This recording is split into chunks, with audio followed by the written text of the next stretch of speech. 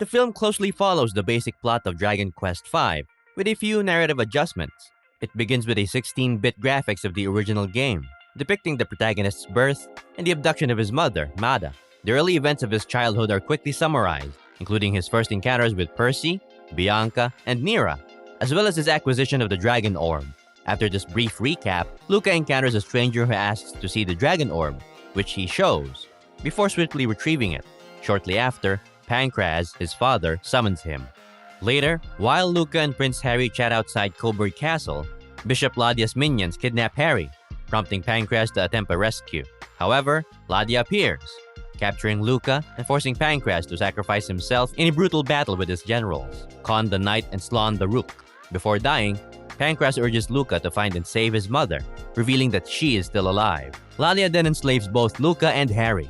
A decade passes, and Luca and Harry remain slaves. At Harry's insistence, they devise a plan to escape and eventually succeed, with the help of Dr. Aegon, who hides them and aids in their getaway. After escaping, Luca returns to his old home, where he uncovers his father's secret room and diary. There, he learns that Pancras was searching for the Zenithian hero, believing Luca to be the one destined to fulfill the role. Luca also discovers that Ladia kidnapped his mother to open the portal guarding Grandmaster Nimzo, and that she is still alive. He then reunites with Sancho, who initially fails to recognize him. Determined to grow stronger and become the hero his father believed him to be, Luca sets off on a quest to rescue his mother. Along the way, Gertrude and Percy join his party.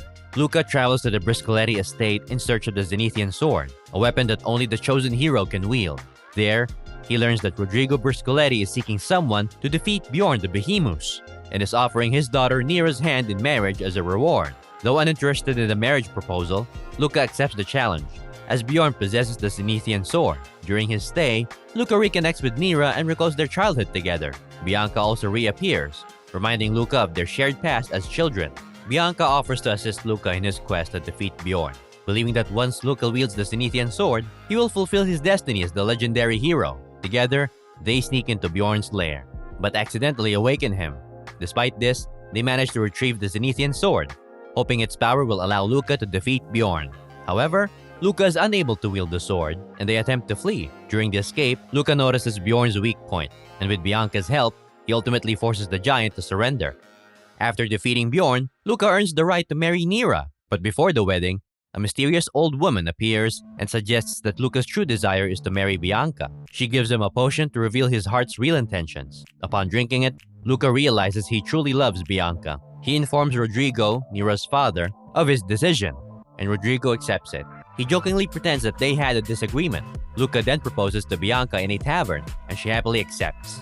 Later, Luca thanks the old woman, who secretly transforms back into her true form, Nira. Despite loving Luca, Nira helped him follow his heart because she couldn't bear to see him live a lie. After their marriage, Luca and Bianca continue Luca's quest to find his mother and the legendary hero. Bianca eventually becomes pregnant and gives birth to their son, Alice. However, their journey takes a dark turn when Ladia confronts them. Noticing something special about Bianca, Ladia kidnaps her, and though Luca tries to stop him, Ladia turns Luca to stone. Ladia returns to his lair, revealing that Bianca is a Zenithian. He attempts to force her to open the gates that will free Grandmaster Nimzo, but Bianca, having telepathically communicated with Luca's mother, Mada, refuses. Ladia then petrifies her as well. 8 years later, Alice, who had escaped with Sancho, finds a magical staff that restores Luca. When they are attacked by monsters, Alice picks up the Zenithian sword and successfully wields it, proving that he is the prophesied hero. With the hero finally found, Luca seeks a way to intrude Ladia's fortress. They learn that a dragon is living in disguise near Ladia's lair. This dragon turns out to be Dr. Aegon, the Zenith dragon, but he cannot help them without the dragon orb. Luca remembers a fragment of the orb he kept, but Dr. Aegon reveals that it's a fake. Luca and his party travel to the Fairy Kingdom, hoping to gain the fairies' assistance. To enter, they must first defeat powerful robotic monsters guarding the kingdom. With Gertrude's help, Luca meets a fairy who informs him that closing the gates to Nadiria and rescuing his mother is impossible. Instead, the fairy sends Luca back in time to retrieve the real dragon orb from his younger self. During this time travel, Luca realizes that the stranger he met as a child was actually his future self. Armed with the dragon orb, Dr. Aegon transforms into the Zenith dragon and helps them reach Ladia's fortress. They rescue Bianca by breaking her petrification spell, and the reunited family prepares to confront Ladia and rescue Mada. Before the final battle, Mada, whose protective barrier has been broken, says her final goodbye to Luca as Ladia, now stronger than ever, prepares to fight. At first, Luca and his family seem to be succeeding, but soon they become overwhelmed by the sheer number of enemies. Just when things look dire, Sancho, Bjorn, Prince Harry, and his troops arrive, turning the tide of battle and giving Luca the chance to focus on facing Ladia and his generals, Slan and Khan, the ones responsible for Pancras' death. Luca manages to defeat both generals, but struggles to land the final blow on Ladia. In a critical moment, his son, Alice, steps in to help, and together, they strike Ladia down. However, even in his dying moments, Ladia absorbs Mada's powers and succeeds in opening the gates for Grandmaster Nimzo. As the gates open, Alice hurls the Cenethian sword, closing them just in time. Suddenly, time freezes for everyone except Luca, and a strange figure, initially appearing to be Nimzo, reveals himself to be a computer virus. It is then disclosed that all the events up to this point were actually a part of a virtual reality simulation, and Luca is an adult playing the role of the protagonist in Dragon Quest V. The virus, created by the game's developers, taunts Luca for wasting his time playing the game at his age and for thinking it could provide any real meaning. Despite the virus's mockery, Luca holds tightly to both his old and new memories of the game. However, it seems like all is lost as the virus begins erasing the virtual world.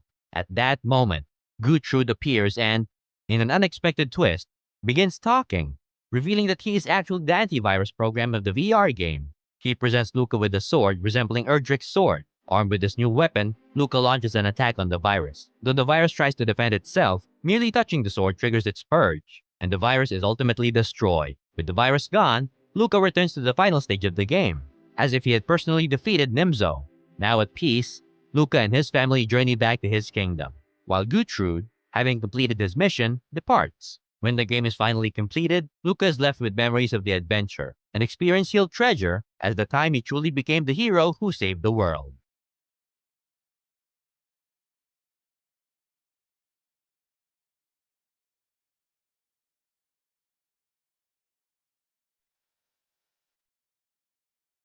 While it's far from a perfect film, Dragon Quest Your Story remains faithful to many of the elements that have made Dragon Quest so beloved. It is entirely true to the source material. Being a fully CG production, it strays from Akira Toriyama's iconic art style, though the spirit of his work, with its essence of wonder and uplifting colors, is still present. Despite this departure, the film is often visually stunning, drawing from the vibrant CG style. However, the film faces a significant challenge in compressing the 50-plus hours of gameplay into a brisk 100-minute runtime. The result is that events feel rushed, with key characters appearing and disappearing as quickly as minor NPCs. For those unfamiliar with Dragon Quest V's narrative, the pace might feel like an overwhelming whirlwind.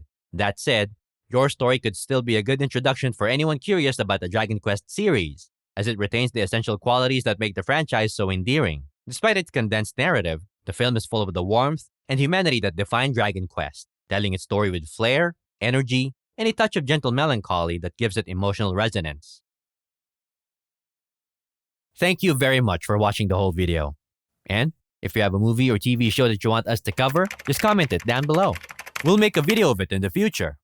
Don't forget to like and subscribe. Check out our playlist for more recaps.